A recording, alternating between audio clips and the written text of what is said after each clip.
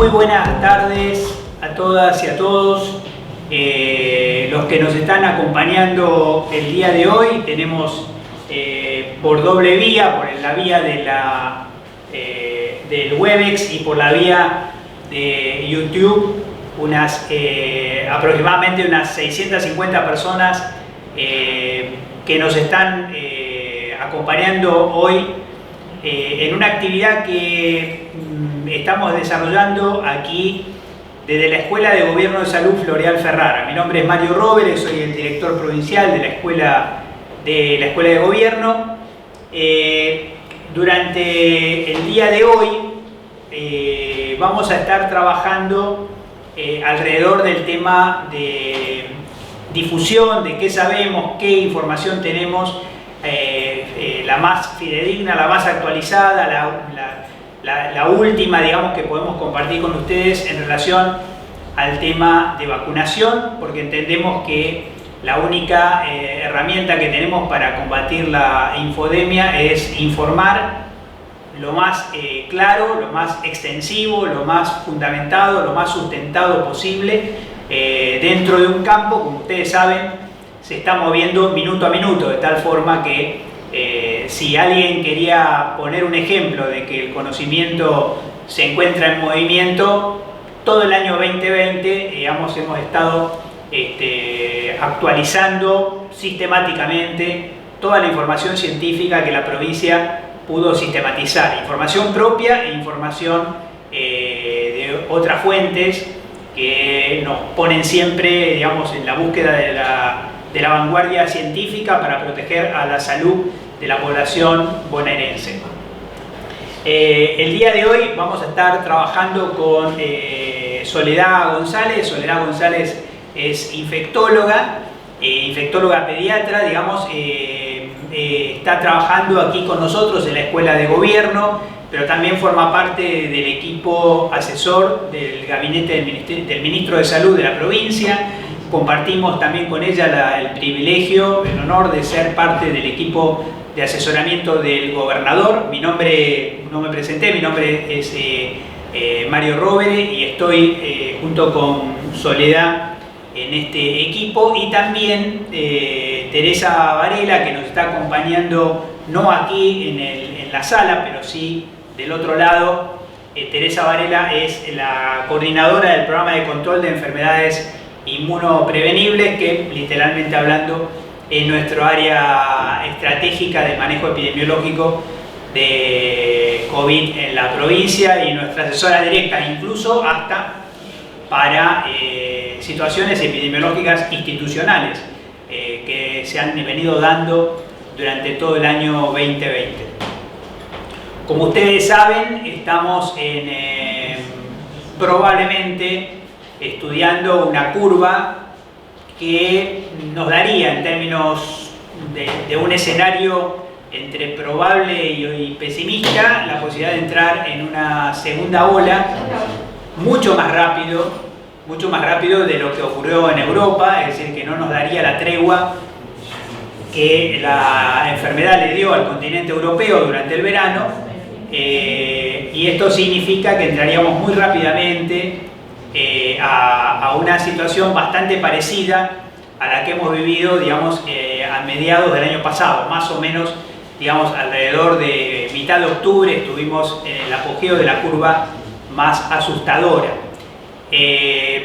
Cuando uno mira a nivel internacional, nos encontramos que existe quizá el único indicador comparable siempre y cuando los países sean serios en la información, que es la cantidad de casos promedio diario por millón de habitantes que cada país tiene.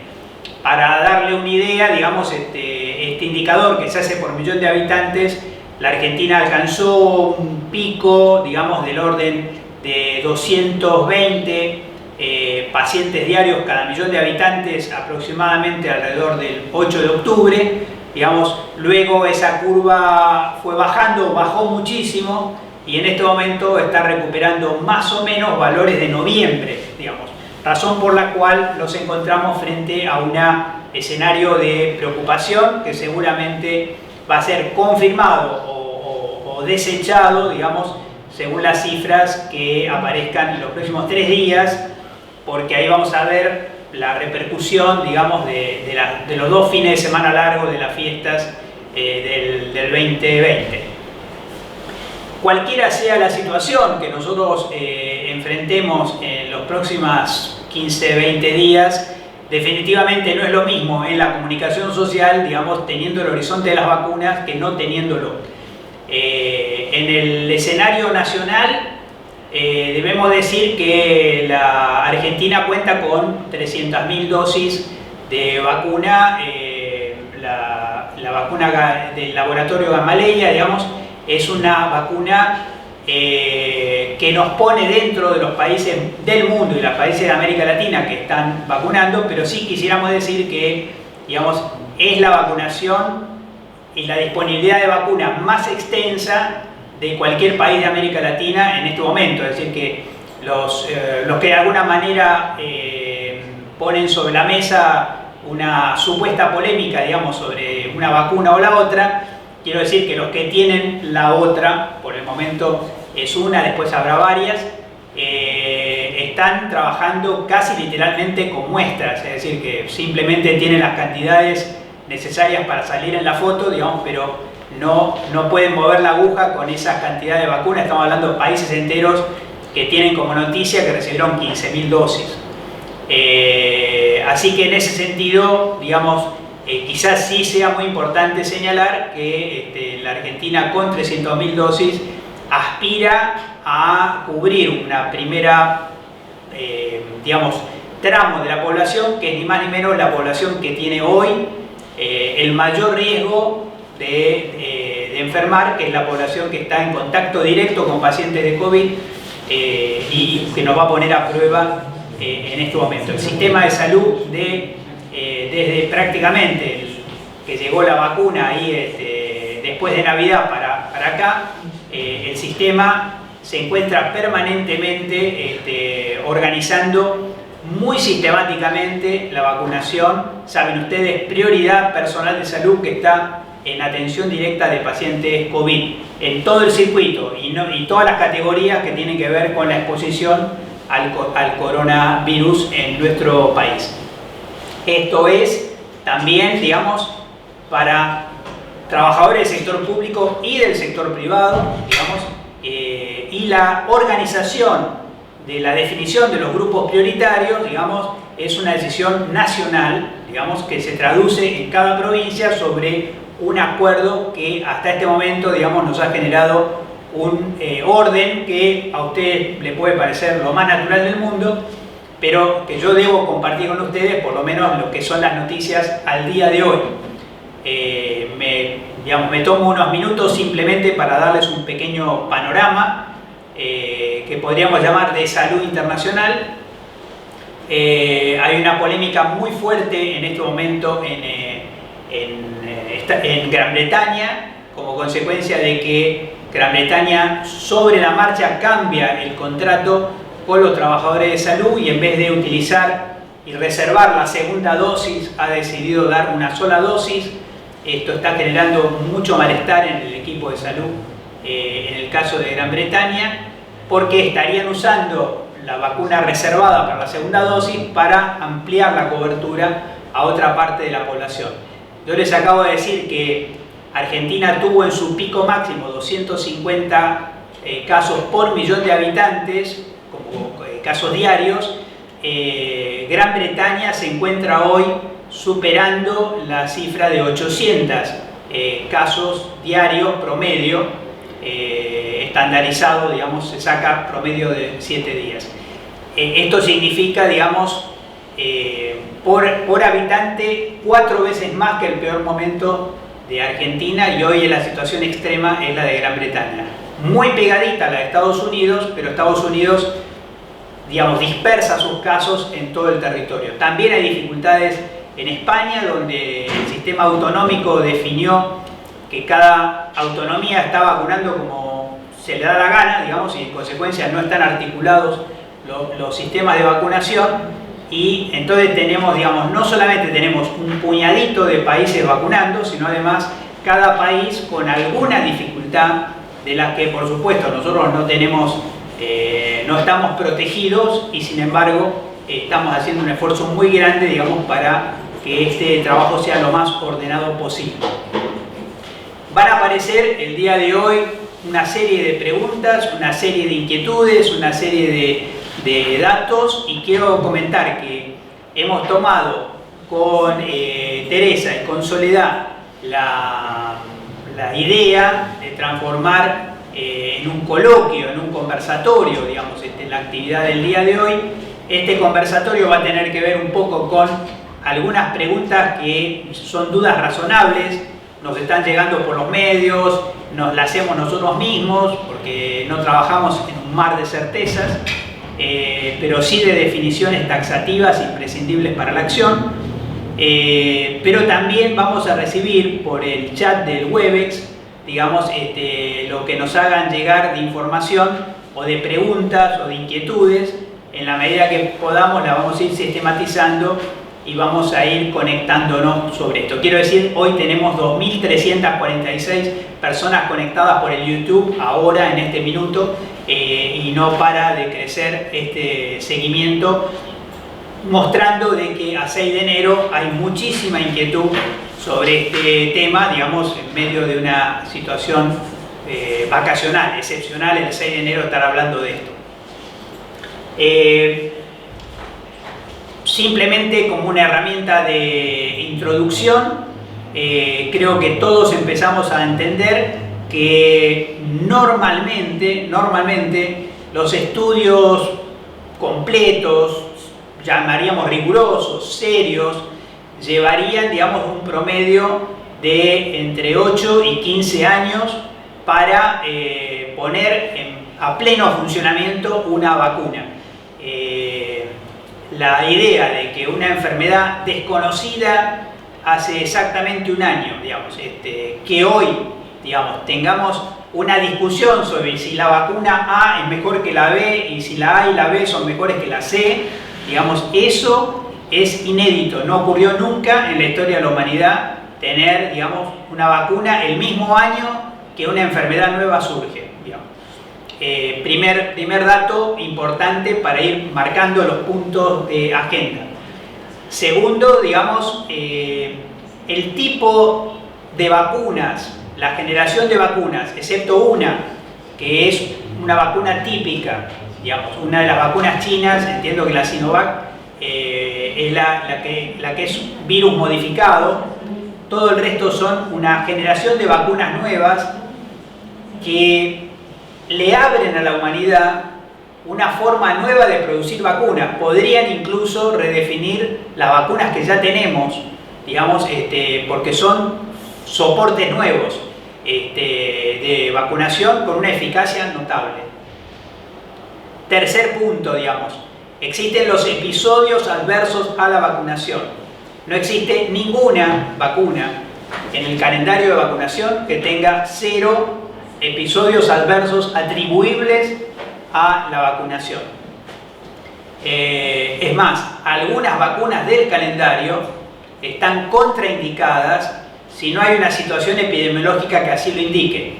Voy a poner, por ejemplo, el caso de la vacuna de fiebre amarilla, digamos. O sea, la vacuna de fiebre amarilla solo está indicado, digamos, si hay situación epidemiológica donde haya más riesgos por la enfermedad que por la vacuna.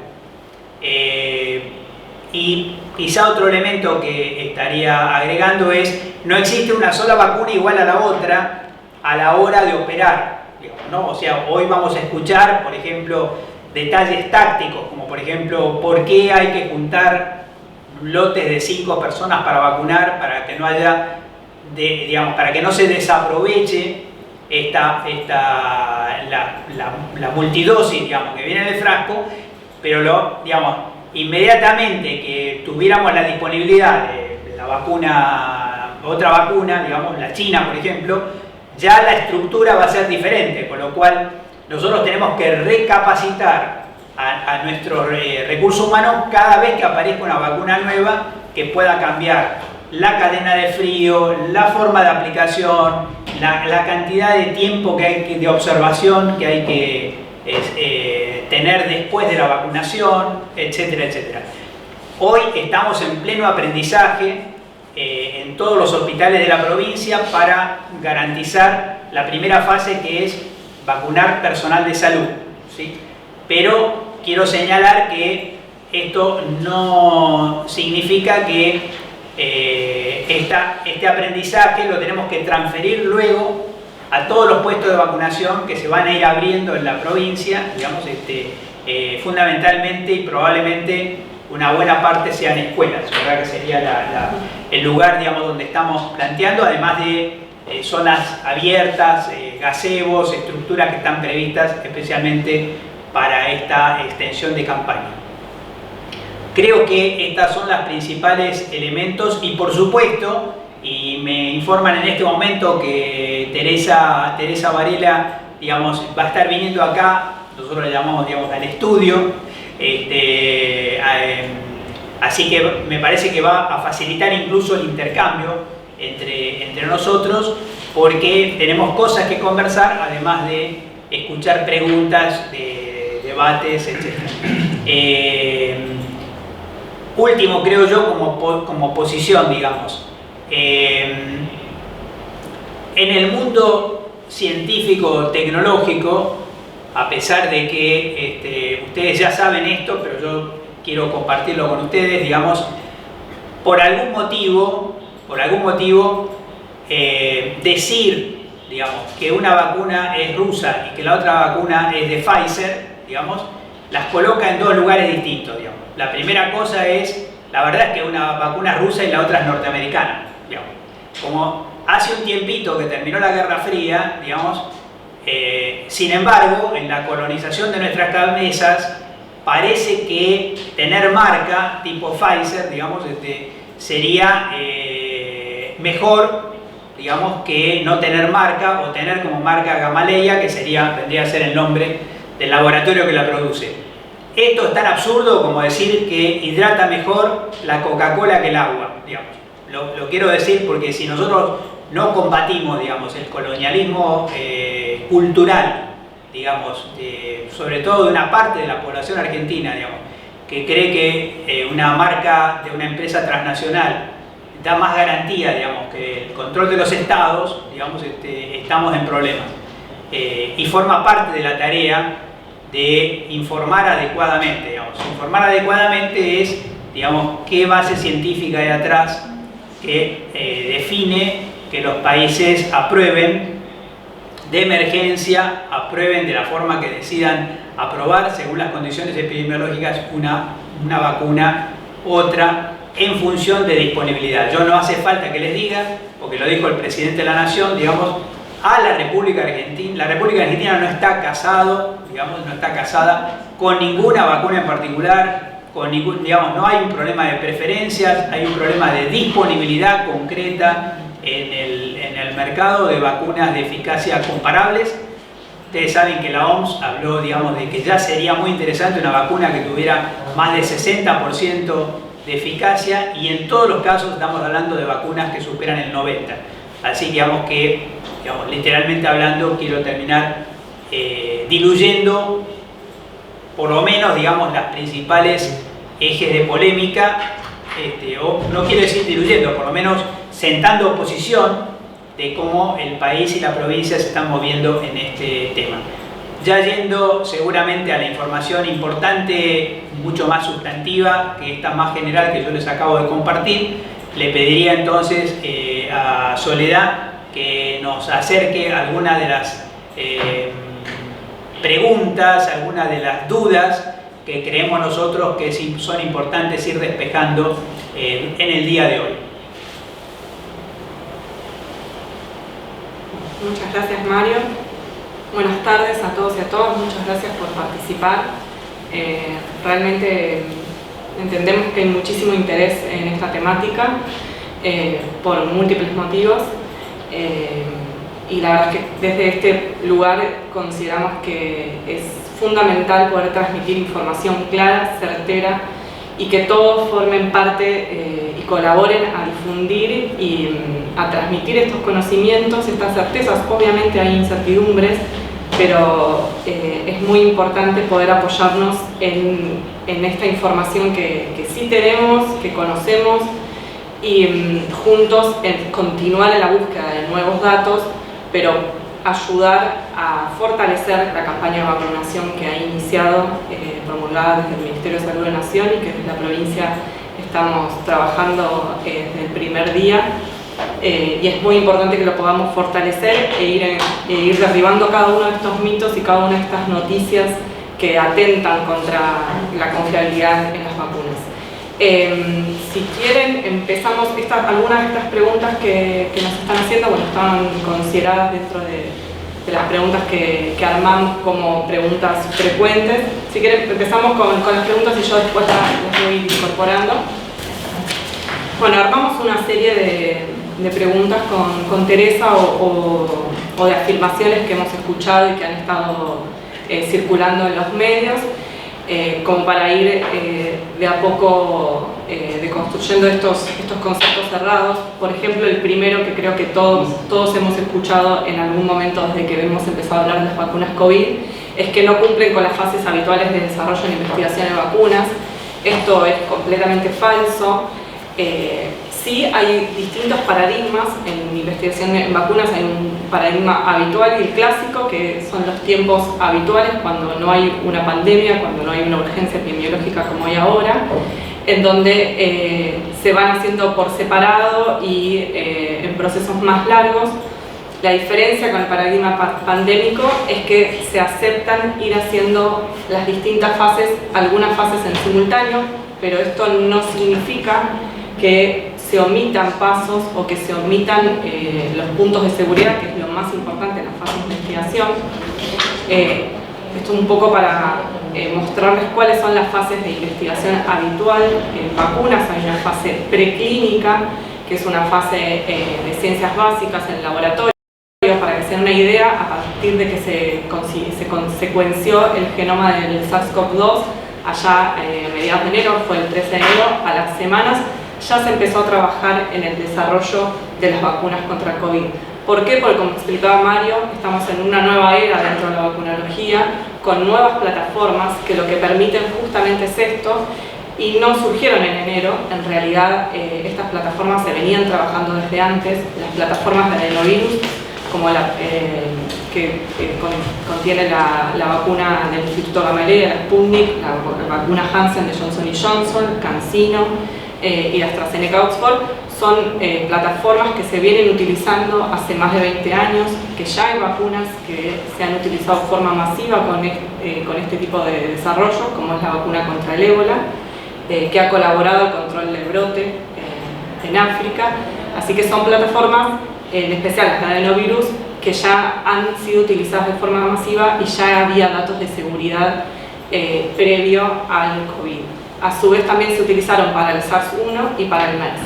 Sí, las plataformas de de ADN y de ARN son más nuevas, pero ya se venían trabajando y justamente se venían desarrollando con este objetivo. En el caso de una pandemia, en el caso de un brote, de una enfermedad de difícil control, tener una plataforma de una vacuna que permita rápidamente insertar el antígeno deseado, que en este caso se decidió, y todas las vacunas que están en fase 3 tienen el mismo target, digamos, todas buscan generar anticuerpos neutralizantes contra la proteína Spike, que es la proteína que utiliza el SARS-CoV-2 para ingresar a las células. Por distintos mecanismos, todas tienen como objetivo generar anticuerpos neutralizantes, que son los anticuerpos contra la Spike.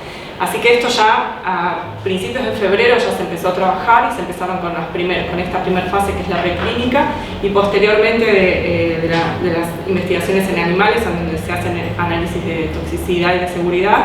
Habiendo superado esas primeras etapas, se pasa a la fase 1, que son adultos sanos, en general en un número muy pequeño, en donde se busca adecuar las dosis, seleccionar las dosis, y obviamente acá, tanto fase 1 y fase 2, el principal objetivo es determinar la seguridad.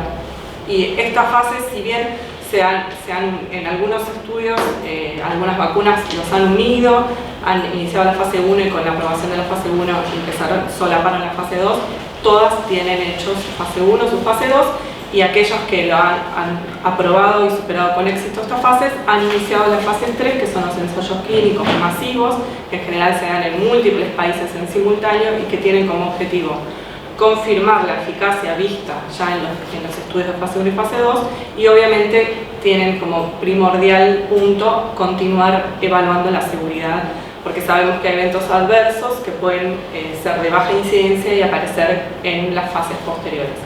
Una vez terminamos la fase 3, que en general duran mínimo 1 año o 2 años, por eso otro de las preguntas y de los mitos es que la vacuna Sputnik no ha terminado la fase 3, ninguna de las vacunas actualmente aprobadas en los distintos países que se han empezado a utilizar, tanto Pfizer, Moderna, como AstraZeneca, como Sputnik V, ninguna ha terminado la fase 3 porque todavía no han terminado los periodos de seguimiento de esas cortes de pacientes que varía. Algunas tienen 1 año, otras tienen 2 años, otras tienen 6 meses, pero ninguna en este momento lo ha terminado. Lo que se ha definido en contexto de la pandemia y de la urgencia por el COVID es generar autorizaciones de uso de emergencia con los datos interinos, o sea, los análisis intermedios de eficacia y de seguridad de cada una de estas fases 3. De ahí surgen las aprobaciones de uso de emergencia.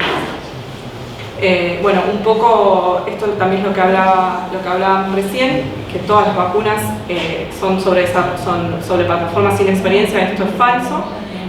Además de las plataformas que les estuve diciendo, la de adenovirus, que ya ha sido utilizada para el ébola y para el SARS-1 y para el MERS, hay vacunas que utilizan subunidades proteicas, que nosotros no vamos a tener por ahora ninguna disponible en el país, y hay otras inactivadas, como las de Sinovac y Sinopharm, que sí tenemos varios centros que participan en fase 3, pero por ahora no los vamos a tener disponibles para vacunación de la población.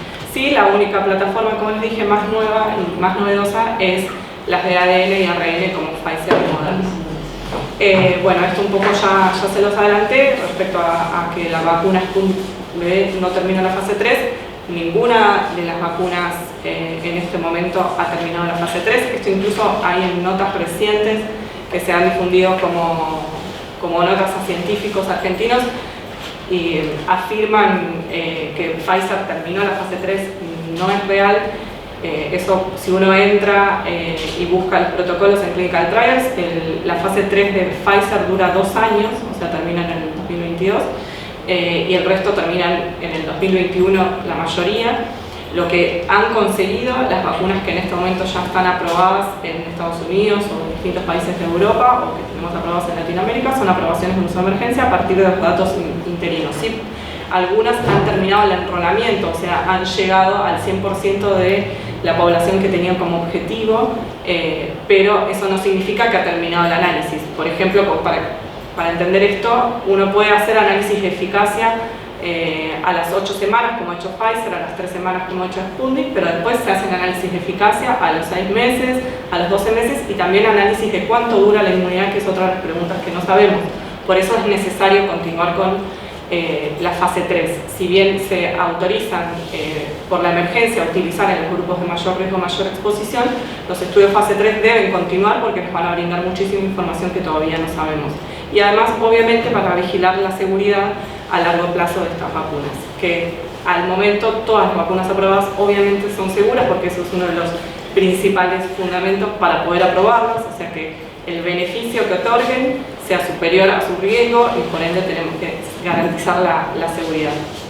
Bueno, quería comentarles que ya está con nosotros Teresa Varela y yo voy a hacer, si les parece, nosotros tenemos en este momento, esta es una comunicación, un sistema abierto. Esto significa que podemos tener, digamos desde virólogos, hasta estudiantes de cualquier carrera de salud en este momento, y quiero entonces por lo menos traducir a lo más comunicacionalmente posible, digamos. Lo primero, como cualquier vacuna, estamos como engañando al cuerpo, mandando una especie de pre-enfermedad para que el cuerpo se prepare antes de encontrarse con el virus verdadero. Esto históricamente con virus, se hizo con virus reales, virus muertos o virus atenuados. Todavía hoy una vacuna está usando esa técnica, todavía no la tenemos disponible, pero podría ser una de las chances que tengamos a futuro. Las nuevas, toda esta generación nueva pone, vamos a decir así, el anzuelo, digamos, para que el cuerpo produzca, lo pone en algún camioncito, en algún carrier, digamos. Este camioncito en algunos casos es un virus neutro, un virus que no produce ninguna enfermedad en el ser humano. Esto es lo que está usando tanto la vacuna rusa como la vacuna inglesa. Quiero decir, desde nuestro punto de vista, las marcas nos importan poco, preferiríamos no usar ninguna marca, así que voy a decir vacuna rusa, vacuna inglesa, vacunas norteamericanas, vacunas chinas, etc. Las vacunas están así que la inglesa, si quieren la marca AstraZeneca, Oxford, y la rusa están en un sistema parecido, que es que hoy hay posibilidad de cooperación entre una vacuna y la otra para potenciar más su eficacia. Las vacunas norteamericanas tienen un soporte, digamos, más fácil de producir químicamente, pero también más lábil. Por ese motivo tienen una cadena de frío tremenda, digamos, que pone en crisis cualquier, imagínense, países del tercer mundo con una cadena de frío de menos 80 grados o menos 70 grados, para algunos países ya es inviable solo pensarlo. La otra cosa que quiero señalar es que se habló de Spike. El Spike es una especie de ganzúa que tiene, digamos, el virus para meterse donde no debe, digamos. Así que lo que nosotros tenemos que enseñarle al cuerpo es cómo neutralizar la ganzúa para que no se meta en las células y desde ahí empiece a fotocopiarse. Quiero decir que estos virus que son de ARN siempre se fotocopian mal, quiere decir que cada tanto falla. El único problema es que alguna de esas fallas le da ventaja comparativa. No hablamos todavía, pero como ustedes saben, hoy hay modificaciones, sobre todo en Gran Bretaña, de una cepa que por lo menos es más contagiosa que la que habíamos visto hasta ahora. Por eso Gran Bretaña está hoy en esta situación crítica y por eso se habla también de la posibilidad de cerrar los vuelos a Ezeiza, digamos, para que no se difunda esta otra cepa, aunque ya tenemos alguna evidencia más difícil porque también hay en Río de Janeiro, hay en Sudáfrica modificaciones de cepa.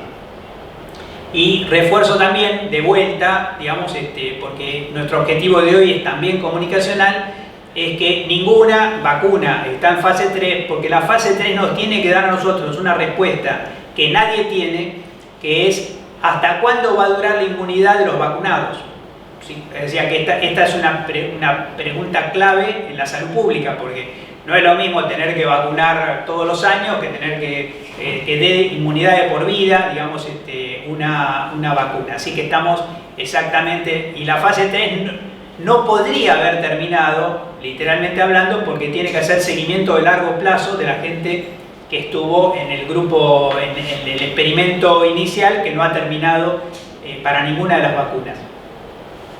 No sé si ese refuerzo viene bien, entonces para que ustedes vayan organizando también las preguntas, que acuérdense que nos pueden hacer llegar por el chat para los compañeros y compañeras que están en la conexión Webex. Entiendo que el YouTube nos da también la posibilidad de sumar, así que estamos monitoreando tanto el YouTube como el Webex para que nos vayan dejando preguntas para armar la segunda parte del día de hoy.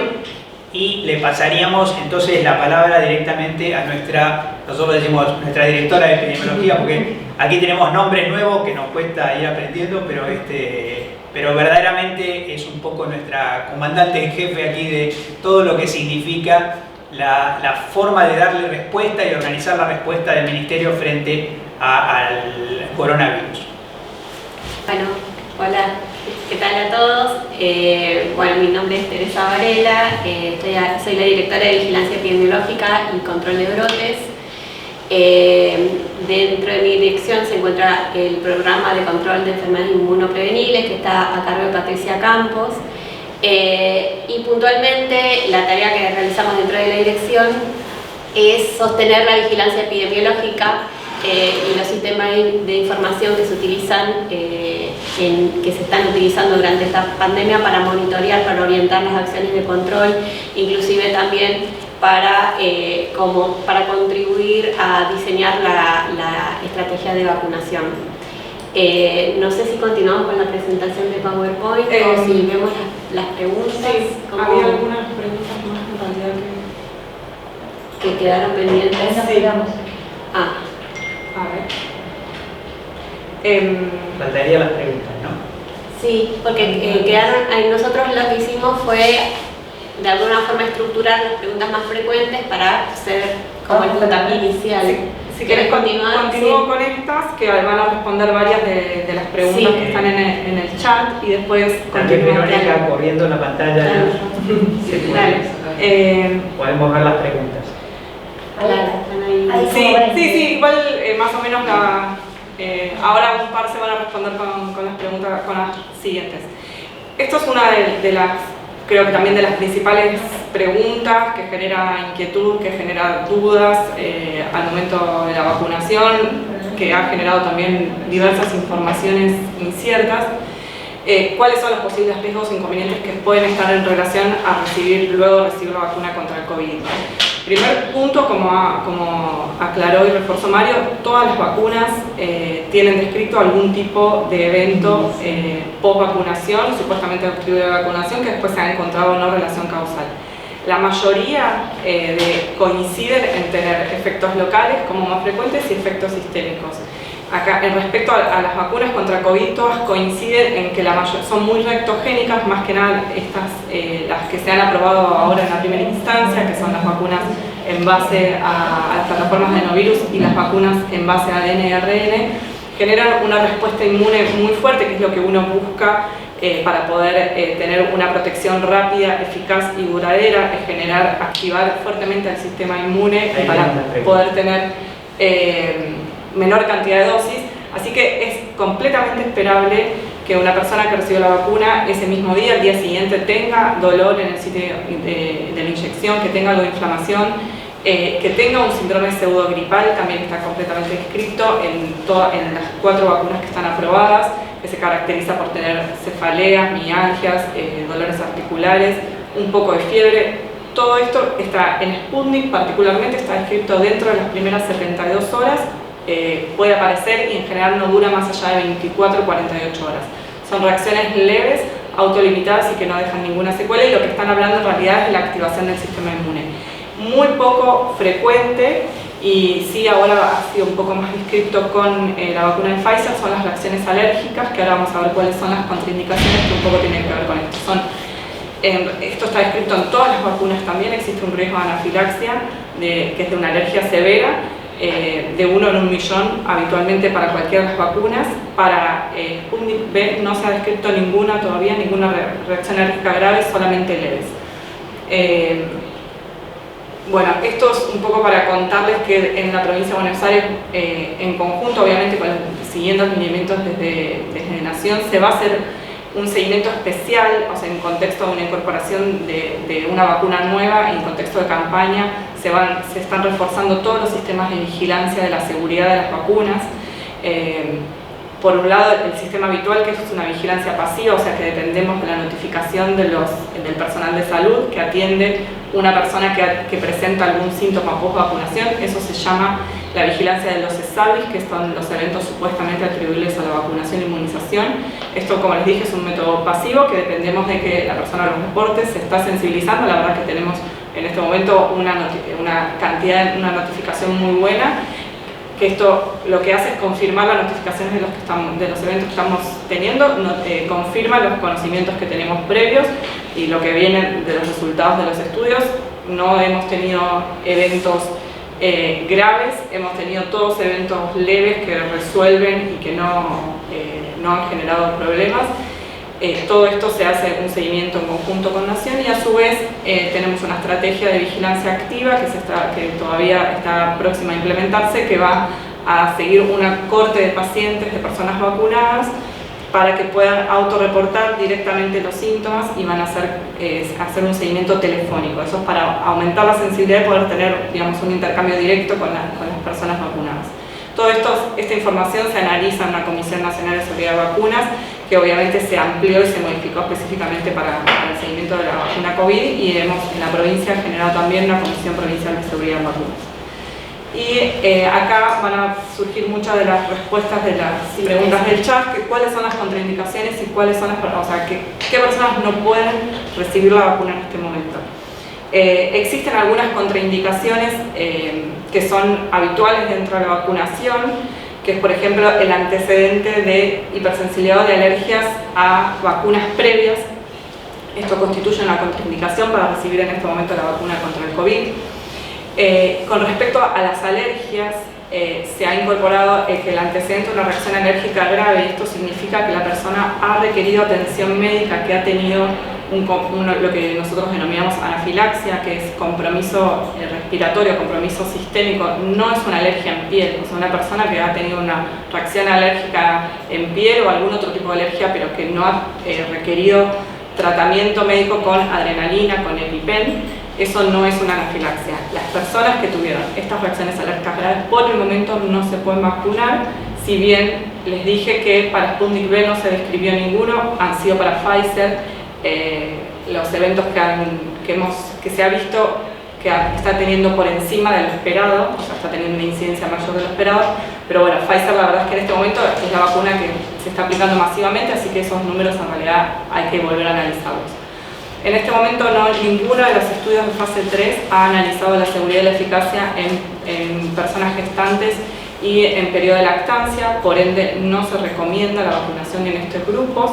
En este momento es una contraindicación, o sea, nosotros lo vamos a estar preguntando activamente en los puntos de vacunación y en este momento se contraindica.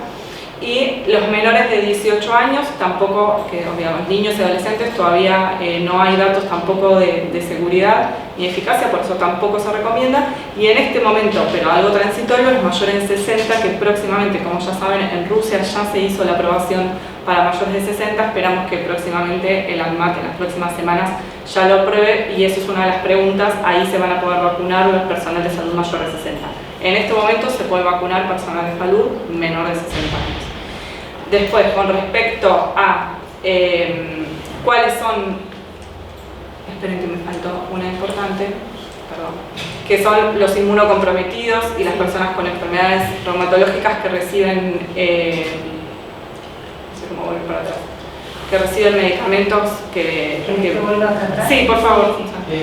En este momento constituyen también una contraindicación, no hay estudios, no hay estudios de seguridad en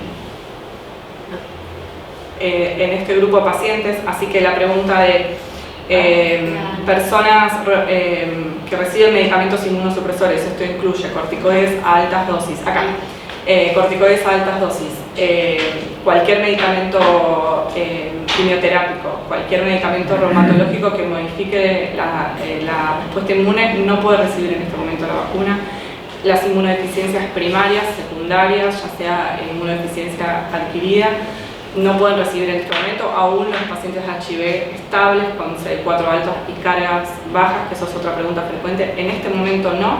Si bien se están empezando a incorporar en los distintos estudios de fase 3 los grupos de personas con las defensas bajas, todavía no hay suficientes datos como para que se puedan vacunar. Sabemos que son un grupo de riesgo muy importante que tenemos que incorporar próximamente, pero hasta no tener los datos de seguridad no es posible. Así que en este momento personas con defensas bajas constituye una contraindicación. Y déficit de IgA, particularmente por ahora tampoco se podrían vacunar, pero bueno, creo que lo más probable es que se vayan incorporando primero las inmunodeficiencias que tienen menor grado de compromiso, así que eso es algo a revisar, pero por el momento no. Y después, estos son motivos que, si bien no constituyen una contraindicación absoluta, son motivos para demorar la vacunación. Por ejemplo, el estar cursando una enfermedad aguda grave, que sea infecciosa o no infecciosa, pero que comprometa el estado general, que haya recibido otra vacuna en las 4 semanas anteriores o cercano, hay que demorarlo para que se cumpla este intervalo de 4 semanas, y el haber recibido, en contexto de una infección por COVID, plasma convaleciente, suero equino o anticuerpos monoclonales, también constituye una causa para demorar por 90 días la vacunación. ahí te agrego, si no hay problema. Saco el barbijo para que lo puedan ver. También es un motivo para demorar la vacunación si la persona está cursando una infección por coronavirus precisamente, o si tiene el antecedente de contacto estrecho con un caso de COVID y necesita completar el periodo de aislamiento. Eso tiene dos motivos: uno para evaluar si desarrolla síntomas posteriormente, y la otra para no poner en riesgo al personal que se encuentra vacunando, que si bien utiliza todo el equipo de protección personal, hay que sostener las medidas de cuidado durante todo el proceso de vacunación y no tienen que asistir personas que tienen que guardar aislamiento hasta completar el alta correspondiente. Ahora creo que igual. Sí, estaba mencionada más adelante. Sí, creo, igual para las dudas, para reforzar. Bueno, otra de las cuestiones que a veces nos hacen esta pregunta, pero nunca es, tenemos que olvidar por qué tenemos que vacunarnos contra COVID. Como ustedes saben, la vacunación es la principal estrategia de prevención primaria para limitar cualquier impacto sanitario fundamentalmente, pero a esto se le agrega también el impacto económico de la pandemia en la población. También hay uno de los elementos que siempre se menciona como una medida de protección, la inmunidad de rebaño, que es que un grupo poblacional se infecte naturalmente y de esa forma evitamos una posterior circulación del virus. Esta medida en salud pública nunca se ha utilizado. Además, hay una evidencia que se puede ver por ejemplo, dengue u otras enfermedades que circulan endémicamente, el agotamiento de susceptibles, cuando hablamos de que va a llegar un momento en que es tan grande la proporción de personas que ya están inmunizadas por la exposición natural a la enfermedad, va a ser un determinante para evitar la continuidad de la circulación. Aún no tenemos ninguna evidencia de eso. Por lo tanto, lo que se promueve es vacunar planificadamente con estrategias y con biológicos probados y evaluar la inmunidad generada para readecuar la estrategia de vacunación a medida que se obtiene más evidencia. Otra pregunta que siempre hacen es si la vacuna contribuye a reducir la circulación. También eso hay que tener presente por el momento cuando como la vacunación está focalizada en un grupo poblacional particular. El objetivo de la vacunación en este marco es proteger a los grupos más altamente expuestos o con mayor riesgo de desarrollar una infección grave. Por lo tanto, no hay con este esquema de vacunación que estamos aplicando ahora una reducción de la circulación. Por lo tanto, a medida que cada grupo sea el indicado para vacunarse, es conveniente obtener una buena cobertura de vacunación en cada uno de los grupos para ir alcanzando el resto de la población progresivamente. De esta forma podemos ir reduciendo la circulación en cada uno de estos grupos de acuerdo a su riesgo, a su nivel de exposición, reducir las hospitalizaciones y las muertes relacionadas a COVID. Pero es muy importante que exista esta colaboración de la población para conseguir las metas que se requieren en cada una de las etapas de la vacunación, que siga esta lógica: proteger en primer lugar a las personas más altamente expuestas con mayor riesgo para ir progresando al resto de los grupos en forma paulatina. Por lo tanto, en todo el periodo hay que protegerse porque el riesgo de circulación no está anulado. Acá es un poco lo que ya mencionaba anteriormente, me voy anticipando a las diapositivas. Las poblaciones priorizadas en la primera etapa son el personal esencial, que son el personal de salud, fundamentalmente las fuerzas de seguridad, docentes y auxiliares. En una etapa posterior se incorporarán las personas mayores de 60 años y luego las personas entre 18 y 59 años con alto riesgo de presentar enfermedad grave. Este objetivo de escalonar la vacunación está ligado a la disponibilidad de dosis, que como sabemos las dosis de vacunación que se con las que se cuenta a nivel país están en el marco de una demanda global de dosis de vacunación y sujeta a la capacidad de producción de los diferentes laboratorios. Por lo tanto, hay que establecer estas estrategias y hay que sostener las medidas de cuidado hasta tanto se alcance a una población mayor. Las personas que tuvieron COVID no necesitan vacunarse, esto es falso. En principio se desconoce la inmunidad que se obtiene a partir de la infección natural por COVID y además otra de las cuestiones que se menciona ahí en el segundo punto es que no se debe realizar serología previa para definir si una persona se tiene que vacunar o no. Todas las personas de los distintos grupos indicados tienen que vacunarse independientemente de su antecedente, independientemente de la detección de anticuerpos. Y acá lo que ya me adelanté es si estoy cursando una infección aguda por SARS-CoV o si soy un contacto estrecho, se tiene que aguardar la recuperación de la infección en el caso de que esté cursando una infección hasta completar el periodo de aislamiento correspondiente para poder vacunarse. Lo mismo un contacto estrecho, por ningún motivo se interrumpe el periodo de aislamiento. El periodo de aislamiento se tiene que completar tanto en los casos como en los contactos. Porque esa es la indicación para reducir la propagación de la enfermedad y además para proteger a los equipos que van a estar vacunando. Y acá hay otra cuestión que es muy frecuente, que es que los síntomas de un evento supuestamente atribuido a la vacunación o inmunización son muy similares a la de una definición de caso sospechoso de COVID. Se acompañan de fiebre, de dolor muscular, de dolor local. En esos casos lo que se recomienda es, como es un evento que es frecuente de hallar dentro de las 24 a 48 horas después de vacunarse, indicar a esa persona que se aísle, porque estamos en un contexto de pandemia, hay que tomar las máximas medidas de cuidado en todos los casos, que se aísle y reevaluar la evolución de esos síntomas. Si esos síntomas persisten más allá de 24 horas desde que aparecieron, es conveniente que sea reevaluado para ver si por la evolución que se está observando amerita estudiarlo como un caso sospechoso de COVID y en ese caso indicarle el hisopado correspondiente para el diagnóstico. Si evoluciona favorablemente y no desarrolla síntomas o no persisten en el tiempo, se puede dar de alta y tratarse como un ESAVI y finalizar su seguimiento. Haber desarrollado la infección posterior a la vacunación o inmediata o un poco más remota no modifica el esquema de vacunación que se propone actualmente, que también es otra de las preguntas que están vigentes. Si me vacuno, ¿debo continuar las medidas de prevención? Claro que sí.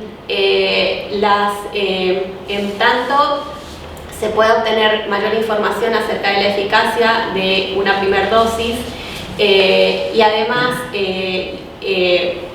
con lo que le decía, el riesgo de circulación del virus en la población sigue vigente porque los grupos alcanzados por la campaña actual se reduce al personal de salud en este momento, así que el riesgo de circulación continúa siendo alto. Este esquema va a ser progresivo y va a ir alcanzando a los diferentes grupos en forma paulatina, así que durante todo el periodo que dure esta campaña hay que sostener los cuidados, porque además mientras transcurre esta campaña se obtiene mayor evidencia acerca de la eficacia, la duración de los anticuerpos y toda la evidencia que es necesaria para evaluar si la medida de salud pública que se encuentra implementando es eficaz y por cuánto tiempo. Y creo que no había nada más. No, está fuera. Ahora que igual tenemos como 3. Sí, sí quisiera reforzar un poquito en la tarea de hacerlo lo más llano posible, digamos, todo lo que hemos compartido hasta acá, solamente algunos puntos que quisiera ir señalando, digamos. Primero, la forma como la investigación en Rusia, digamos, organizó la fase 1, que sería garantizarse la seguridad, la fase 2, la eficacia, digamos, decidió razonablemente probar la seguridad en menores de 60 años. Eso hizo una secuencia y explica por qué la vacuna primero garantiza, digamos, su seguridad y eficacia en menores de 60 y en un segundo momento en mayores de 60. Esto ya está terminado en el país de origen, digamos, y en este momento está terminándose también la aprobación en la Argentina. Otro aspecto importante que me parece para señalar es que estamos trabajando con lo que se llama la vigilancia, en cierta manera una mezcla de farmacovigilancia, porque es un producto nuevo, y al mismo tiempo un sistema histórico, que es que todo el sistema de vacunación en la Argentina, que tiene una historia larguísima y uno de los países que tiene el mejor calendario de vacunación del mundo, vigila los episodios adversos de todas las vacunas. Así que, digamos, no es que nos sorprende o estamos haciendo algo nuevo, digamos, ya esto forma parte de un sistema de vacunación, es vigilar y, vuelvo a repetir, no hay vacunas que tengan 0 episodios adversos. Otro aspecto importante de señalar es que, por lo menos explicar que es bastante razonable que cualquier persona que tiene afectada su capacidad de producir inmunidad, por ejemplo, digamos, los trasplantados, porque le estamos a propósito inhibiendo la inmunidad para que no haya rechazo, esa persona no va a producir anticuerpos a la vacuna, digamos. Así que cualquier persona que tiene frenada su capacidad de producir inmunidad, la vacuna no le sirve porque no puede hacer anticuerpos. Por eso motivo, por ejemplo, los proyectos de plasma, de anticuerpos monoclonales en el mundo no han parado. Se sabe que hay población a la cual la vacuna probablemente no la va a alcanzar. Ya también quedó más que claro, pero de todas maneras lo vamos a repetir, digamos, como no hay garantía de que esta sea una enfermedad que no se repita, de hecho más bien al contrario, ya hay casos documentados de reinfección, digamos, todas las personas, hayan tenido o no COVID, son parte de la población que debe vacunarse. Obviamente también fue dicho, digamos, te vacunaste hoy, te tenés que seguir cuidando exactamente igual que ayer, porque vos no vas a tener inmunidad al otro día de vacunarte. Ahí empieza el cuerpo a preparar la inmunidad, luego, digamos, a no descuidarse inmediatamente después de vacunarse. Como señalaba también Teresa, primero el concepto de rebaño es un poquito triste, digamos, para decirlo, nos pone un poquito ovejas, digamos, ¿no? Pero quiero señalar que aunque digamos, hay que entender que el rebaño no se produce jamás porque la población no es estable, es decir, que la población está todo el tiempo creciendo.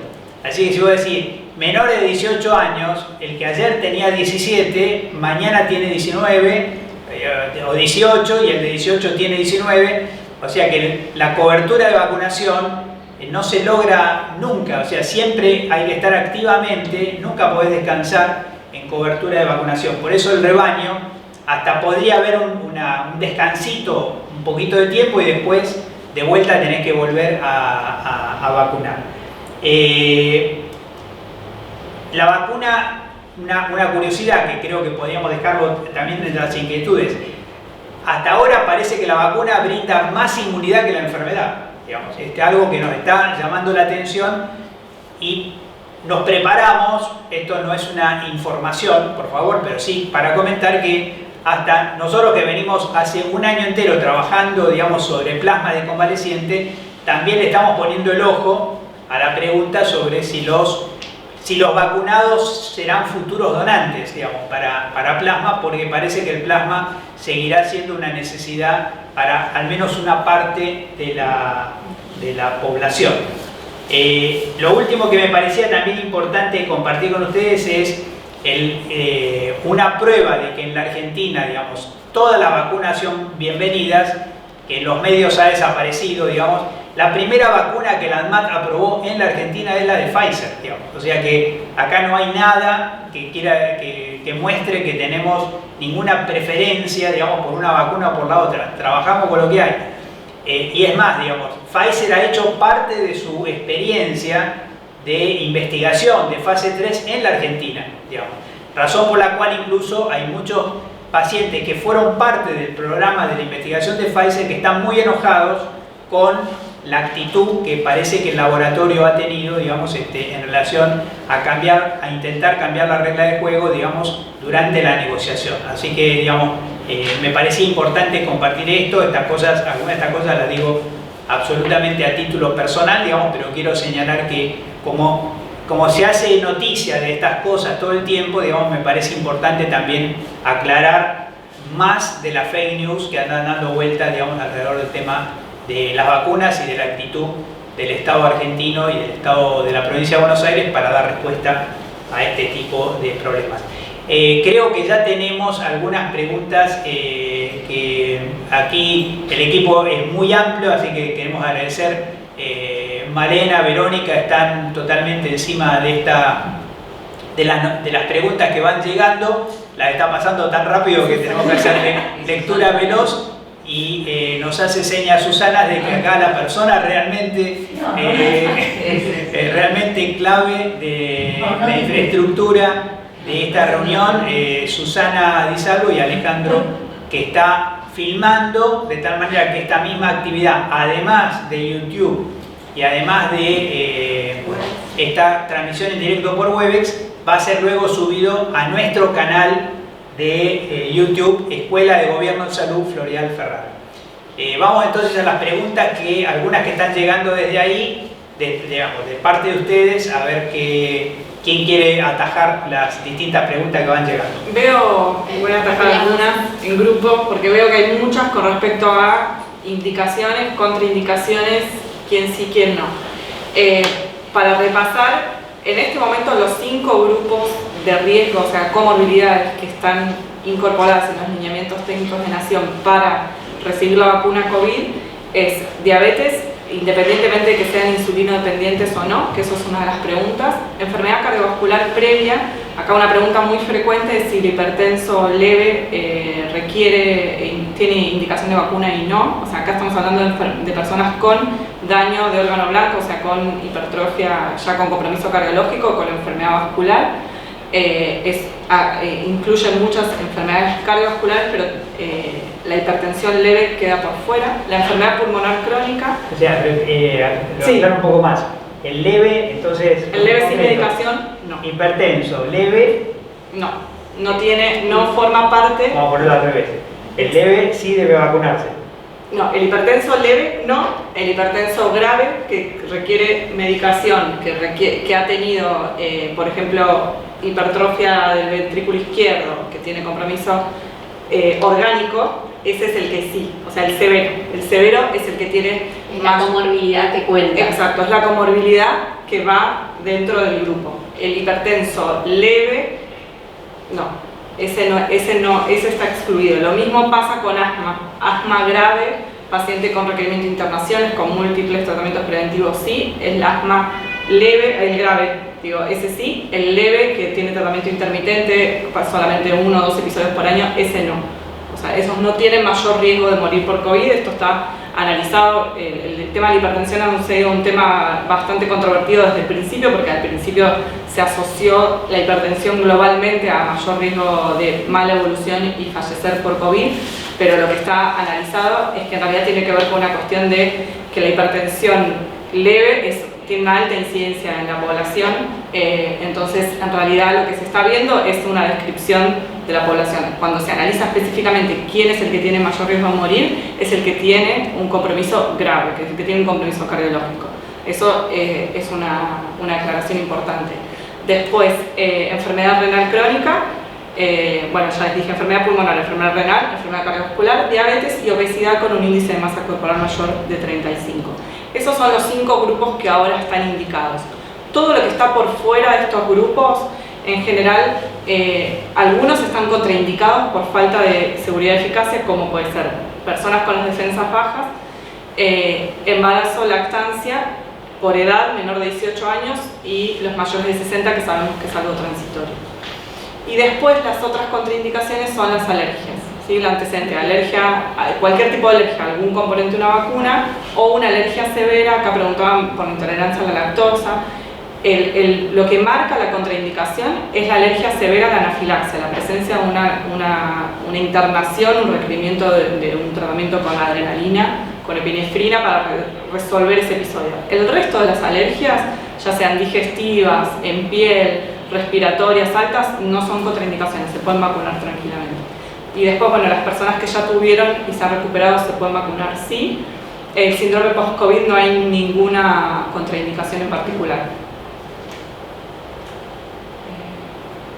Bueno, hay muchas que son respecto a eso. Alergias. Sí queda grabado. Sí queda. Después, respecto a la autorización, sí, obviamente el ANMAT ha autorizado, ha emitido una autorización para la vacuna Sputnik. Lo que ha sido diferente y que ha generado ruido en los medios es que acá es el Estado, como esto es un acuerdo entre dos Estados, entre Rusia y Argentina, es el Estado el que solicita la evaluación, pero la evaluación es una potestad exclusivamente del ANMAT, o sea, quien puede autorizar un medicamento o una vacuna en nuestro país es el ANMAT. El Ministerio le pide al ANMAT que haga esa evaluación y el ANMAT recomienda su autorización. En realidad es una autorización por un uso de emergencia que inicialmente es 1 año hasta que se completan los estudios. Eso es lo mismo para Pfizer o para AstraZeneca.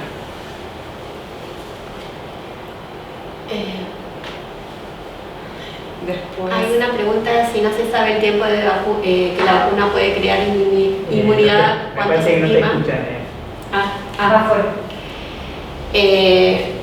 Hay una pregunta que dice que si no se sabe el tiempo que la vacuna puede crear inmunidad, ¿cuánto se estima que las personas vacunadas van a estar protegidas de no contraer el virus? Y en realidad esa es parte de la evidencia que hay que generar a partir de esta cohorte de vacunados. Hay otros países y acá también se va a implementar un seguimiento de las personas vacunadas con medición de la cantidad y calidad de anticuerpos para ver, para sumar a la evidencia mundial del periodo de inmunidad que genera esta y las vacunas que se vayan incorporando. Pero como ustedes saben, toda la información que manejamos en pandemia es una información de generación progresiva a medida que conocemos la enfermedad, a medida que se ponen a prueba las estrategias, y la duración de la inmunidad es parte de ella y está sujeta a vigilancia también. Con respecto a cuándo aparecen los anticuerpos después de la vacunación, se estima que entre 2 y 3 semanas después de cada una de las dosis, pero que digamos, el esquema completo es la que otorga una mayor cantidad y título de anticuerpos y una mayor duración. Se está viendo con los análisis preliminares, hubo una pregunta del riesgo de no recibir la segunda dosis. Esto todavía es información, como ustedes saben, todo el tiempo es muy dinámico. En sí, los estudios que tenemos ahora, algunos resultados en fase 3, hablan de las eficacias con los 2 esquemas, pero se pueden hacer algunos análisis de cuál es la eficacia con una dosis, y se está hablando de buenas eficacias con una dosis de las vacunas que han sido aprobadas, o sea, de Pfizer, de Moderna, de Sputnik, pero bueno, esos son datos todavía que lo que no se sabe, y lo primordial es cuánto duraría esa inmunidad, pero las coberturas serían buenas incluso también con una dosis. Se puede indicar paracetamol o AINES o ibuprofeno ante la aparición de eventos adversos, o sea, está dentro de los lineamientos, no hay contraindicación. De todas formas, se sugiere la consulta al sistema de salud para hacer una evaluación completa y hacer el seguimiento de esa persona. Si una persona se vacuna en un periodo de incubación de la enfermedad, esto es justamente, bueno, es lo que había explicado Tere, de que pueden confundirse los síntomas post-vacunación con los síntomas del COVID, por eso está armado el algoritmo, que aquel que persiste más de 24 horas se tiene que estudiar para COVID, pero no parecería hubo algunas personas que dentro de los estudios fase 3 se vacunaron y muy cerquita desarrollaron COVID y no tuvieron ninguna complicación por la vacuna.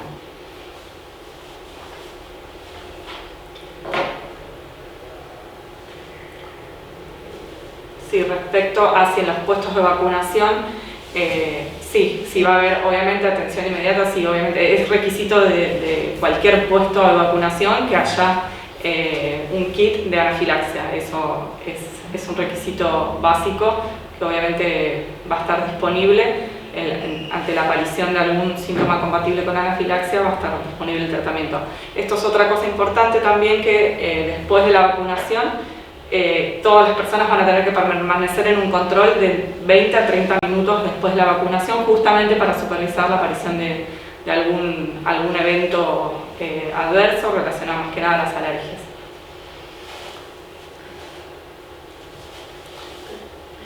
Vuelvo para atrás porque, disculpen pero tengo cierta tentación, digamos, de hacer repasos, asumiendo que nosotros cada tanto hablamos en médico básico, que podría ser, digamos que yo sospecho, como estamos con 3.085 conectados en YouTube, sospecho que una parte de las compañeros y compañeras que nos están siguiendo el día de hoy sean, digamos, parte del curso de vacunadores que ya hemos hecho aquí en la escuela, y quiero compartir con ustedes que cuando fuimos a la búsqueda de vacunadores eventuales, pensando en un número de 7.000, 8.000 necesarios para toda la provincia para el pico de la vacunación, la respuesta gratamente fue que se han inscrito casi 30.000, superado más de 35.000 personas que se han hecho ya nuestro curso,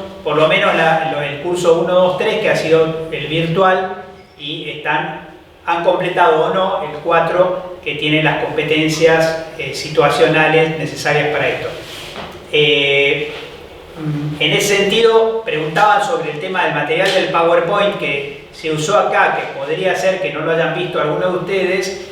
Va a quedar incorporado en la grabación que va a formar parte del canal YouTube de la Escuela de Gobierno. Así que ahí van a encontrar el PowerPoint que utilizaron hace unos minutos, tanto Soledad como Teresa.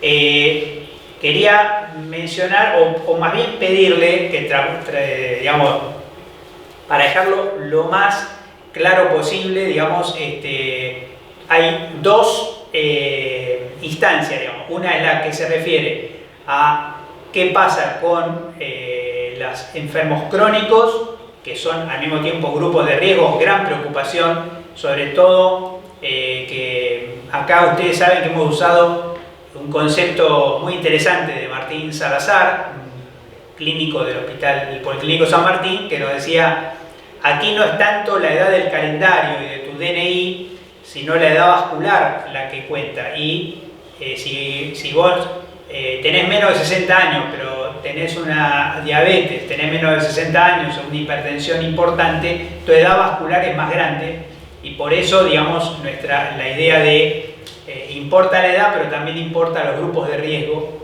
Así que, digamos, hay tres preguntas básicas, me parece. La primera es: ¿qué pasa con esos grupos de riesgo? ¿A quién sí y a quién no? ¿Qué pasa con los inmunosuprimidos? Que vale la pena señalar que puede ser que tu cuerpo no produce inmunidad, o por la naturaleza de tu problema te estamos inhibiendo la inmunidad, que es el caso de los trasplantados, por ejemplo, y por qué no. Y el tema de las alergias, que de vuelta creo que a mí me quedó claro, pero quiero reconfirmarlo, digamos, que concretamente no es cualquier alergia, sino que es alguna alergia que hayas tenido un episodio grave, o sea, que te ha llevado probablemente a una guardia para terminar haciendo un tratamiento con adrenalina, ¿verdad? Porque ahí también nos estaban preguntando lo que es bastante frecuente, que es alergia a la penicilina, por ejemplo, que nos podría, digamos, gastamos un minuto en reforzar esos mensajes, a quién sí y a quién no. Totalmente. A quién vacunamos y a quién no. Respecto, continuando con las alergias. Perdón, agregan oncológicos también.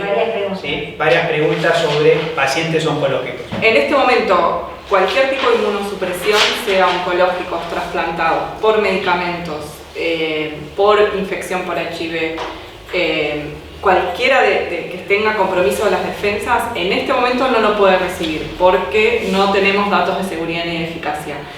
Son grupos de riesgo y se está investigando, y próximamente seguramente va a haber más información, y vamos obviamente a tener como prioridad poder incorporarlos, pero para incorporarlos tenemos que tener alguna información respecto a la seguridad y la eficacia. Sabemos que probablemente la eficacia sea menor en este grupo de pacientes, por ende, como el mensaje global, tenemos que seguir cuidándonos y en especial el paciente inmunocomprometido, es muy probable que su respuesta de anticuerpos sea menor, así que va a seguir continuando con las precauciones. Después, a quienes sí, bueno, los repetimos, el diabético, el obeso con índice de masa corporal mayor de 35, el enfermo pulmonar crónico, el enfermo renal crónico y el enfermo cardiovascular crónico. Esos en este momento son los 5 grupos que están incluidos en los lineamientos técnicos como comorbilidades para recibir la vacuna COVID. No significa que los que no están incluidos no se van a vacunar, sino que en este momento son los que por mayor riesgo de mortalidad. Hablar ahí de prioridad. Sí, en este momento son la prioridad. Le vamos a dar prioridad a... Esos son los que van a tener prioridad cuando iniciemos la etapa. En este momento estamos en la etapa de vacunar al personal de salud. Después va a continuar la etapa de vacunar a los mayores de 60, que sabemos que son los que tienen mayor riesgo de morir, y después en un tercer lugar van a estar aquellos entre 18 años y 59 con alguno de estos 5 grupos de comorbilidades. El resto de las comorbilidades que ahora no están incluidas no significa que no van a estar incluidas, porque hay mucha gente que nos pregunta y tiene miedo de que no va a ser vacunada. No, en este momento esta es la prioridad y son los que sabemos que la vacuna es segura y eficaz. El resto se van a ir incorporando progresivamente a medida que tengamos información. Y respecto a los alérgicos, si una persona es alérgica a la penicilina, lo que va a marcar no es la alergia a qué, sino puede ser una persona que tenga una alergia a picadores de insectos, pero si tuvo un episodio grave, o sea, lo que decimos nosotros anafilaxia, que recibió atención médica con adrenalina, no se puede vacunar independientemente de que sea alérgico a lo que sea, a algún alimento, a una picadora de insecto o a la penicilina o a algún otro medicamento. Lo que lo marca acá es el antecedente de gravedad. Y después el otro grupo es el que tiene antecedentes de cualquier tipo de alergia, y ahí sí es cualquier tipo de alergia a una vacuna. Esto es un grupo aparte, que ahí es independientemente de la gravedad, pero es un grupo mucho más chiquito de personas que tienen antecedentes de alguna alergia a alguna vacuna. Y después preguntaban qué pasa si una persona miente. La verdad es que nosotros tenemos armado, eso es difícil, pero nosotros tenemos armado un interrogatorio buscando y pudiendo identificar este grupo de personas con mayor riesgo. O sea, no solamente va a estar en que la persona entienda o sepa, porque no todo el mundo sabe lo que es una alergia grave, sino que en las postas de vacunación y en los hospitales en donde vacunemos va a haber un interrogatorio muy dirigido para poder identificar a estas personas que están contraindicadas, para que no reciban la vacuna. No tenemos un indicador epidemiológico de la tasa de mentirosos que hay en la población, pero no todavía, vamos a enterarnos. Nos quedan unos pocos minutos finales. Yo quería señalar que nuestros vacunadores eventuales se tienen que ir capacitando a su vez. No ha terminado esa capacitación por una razón. Cada vez que surja una vacuna nueva va a haber algún cambio en la modalidad operativa. Le pido que me ratifique un poquito también esto a Soledad y a Teresa, porque para darles una idea, hoy, para que ustedes tengan una imagen, digamos, de cómo es la operativa real que ya está pasando en los hospitales, es que el frasquito, digamos, viene con 5 dosis, digamos. Esto quiere decir que no es correcto vacunar a uno por uno, sino que hay que juntar 5. Una vez que uno junta 5, se garantiza que cada frasco se use al máximo. Entonces, una vez que estas 5 personas son vacunadas, digamos, se prevé un tiempo de observación por la reacción anafiláctica inmediata que podría producirse. Entonces el equipo está preparado para reaccionar. O sea, no es que te vacunás y te vas a tu casa, digamos, te vacunás y tenés que esperar en el orden de 25 o 30 minutos. Cuando estemos bien organizados, que esperamos que eso ocurra rápidamente, el que está observando al que ya se vacunó es alguien distinto, con lo cual se podría vacunar también a otro grupo, pero todo esto que ustedes están escuchando, que les puede parecer una pavada, sin embargo, tiene que ver con que debe haber, de ser posible, 0 cola de espera. porque digamos, es un contrasentido que nosotros hagamos una campaña de vacunación masiva con filas de personas haciendo cola esperando. O sea que esto es un mecanismo de ingeniería, digamos, muy preciso para que funcione el sistema de turnos y no funcione el sistema de cola de espera, que podría generarnos un problema peor que el que queremos solucionar, que es nosotros mismos crear condiciones de transmisión de la enfermedad. Así que, digamos, les comento eso porque esto se repite de vuelta para cuando estemos vacunando en las escuelas, se repite cuando estemos en los gazebos, digamos, en los distintos puestos al aire libre, digamos, que también vamos a tener. Siempre se va a ir repitiendo esta modalidad en tanto y en cuanto estemos con esta vacuna. Si tenemos que se superpone con otra vacuna, también vamos a tener que adecuarnos a las necesidades de esa otra. Y como hay una pregunta, o sea, algo así como ¿cuándo va a estar la autorización de mayores de 60 años? Si ustedes piensan que el sistema, el criterio, el ANMAT ya lo fijó y esto tiene que ver con un tiempo de llenar la información legal de una vacuna, y a su vez sabemos que en Rusia ya ha sido aprobada para mayores de 60 años, sabemos que estamos a pocos días de tener la autorización. De todas maneras, la autorización va a llegar antes que la vacuna, digamos, porque la vacuna, a su vez, la cantidad necesaria para salirnos del personal de salud, que es lo que ahora estamos aplicando, va a llegar aproximadamente a mitad de enero, ¿verdad? La segunda parte del acuerdo con la vacuna de Gamaleya. Así que casi con seguridad vamos a tener la autorización antes de que llegue la vacuna para pasar a población abierta, con los grupos de riesgo que ustedes le acaban de escuchar, digamos, que Soledad nos reforzó ahora, digamos, de cuáles son. Todo este material estará lo más rápido posible en nuestro canal de YouTube, digamos, para que ustedes puedan volver a verlo. Y lo que vamos a tratar de generar, si les parece, es una especie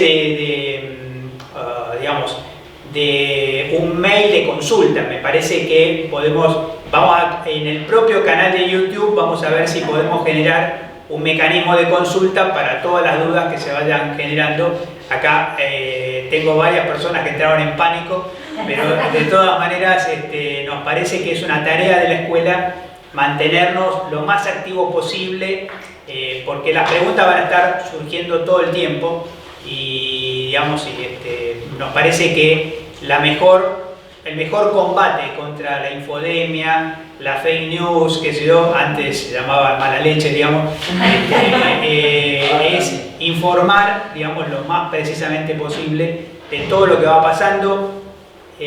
Nuestra gestión, nuestro gobierno no tiene secretos, digamos, trabaja a máxima transparencia posible, y naturalmente lo que queremos es que la información científica tome cuenta, digamos, de cómo vamos formando la opinión pública, cómo nos vamos formando como profesionales de salud, como trabajadores de salud y como ciudadanos.